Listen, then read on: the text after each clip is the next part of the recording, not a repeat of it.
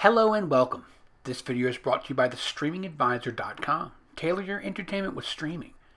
We're going to look at an app that you might not have heard of before. We featured it recently, but it's called Distro.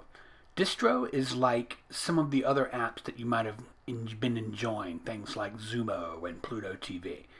It's a place where there are large collections of content on demand and available through the curated / live TV streams. Here's how you get it. Distro is available on a number of formats. We're using our Roku here, and you're just going to type in Distro. Just want to make sure you spell it right, so you don't, it's not disturb or something like that. It's Distro.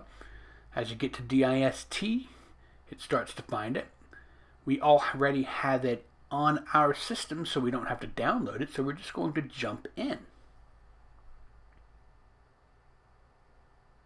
The first thing we're going to show you here is its live TV guide. This should look pretty familiar to people who are used to this kind of app. What it's doing is it has a couple of hundred internet-based channels with major brands and names that you might recognize from other places.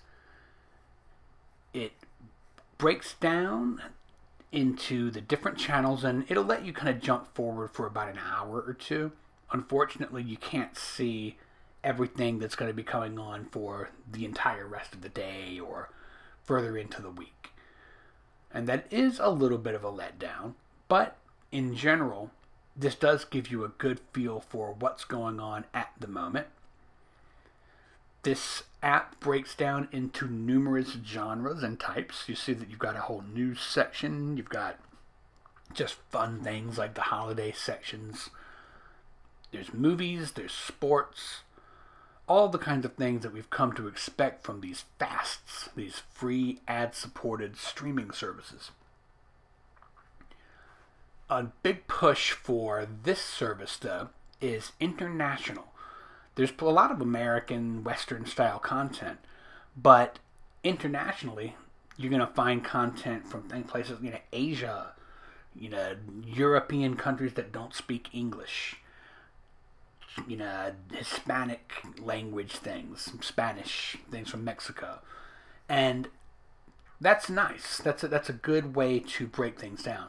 It also includes a section of topical things, which is more what you think of as your genres. So you see that it breaks down that way.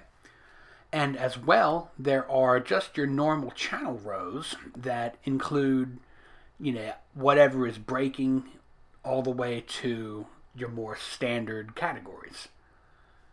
In general, Distro TV is a really cool, free, and independent right now streaming service.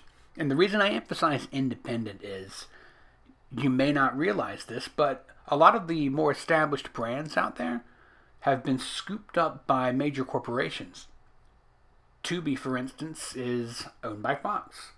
Pluto TV is owned by Paramount. Zumo is owned by Comcast.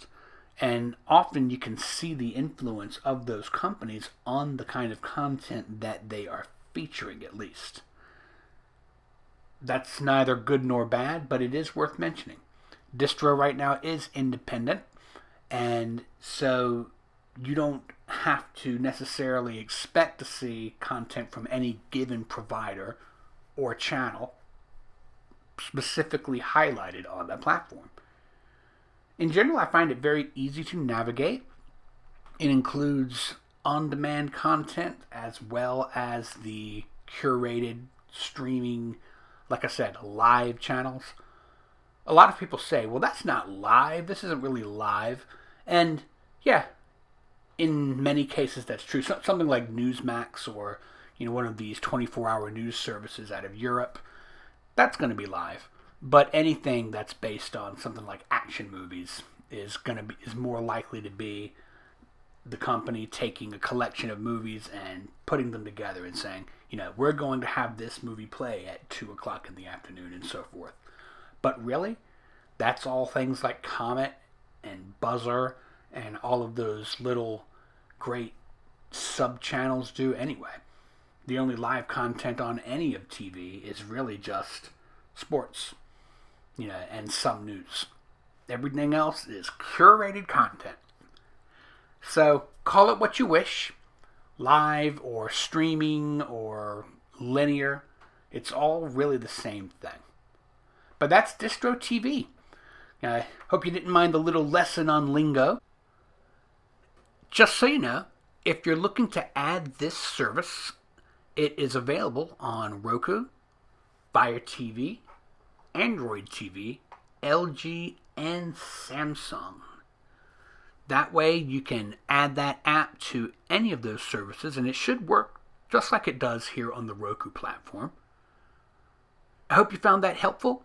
If you did, please subscribe, share this video with your friends, and very important, give it a like. That'll always help people find the content that we're putting out to help all you streamers out there. As always, I'm Ryan Downey, the Streaming Advisor. Stream on, my friends.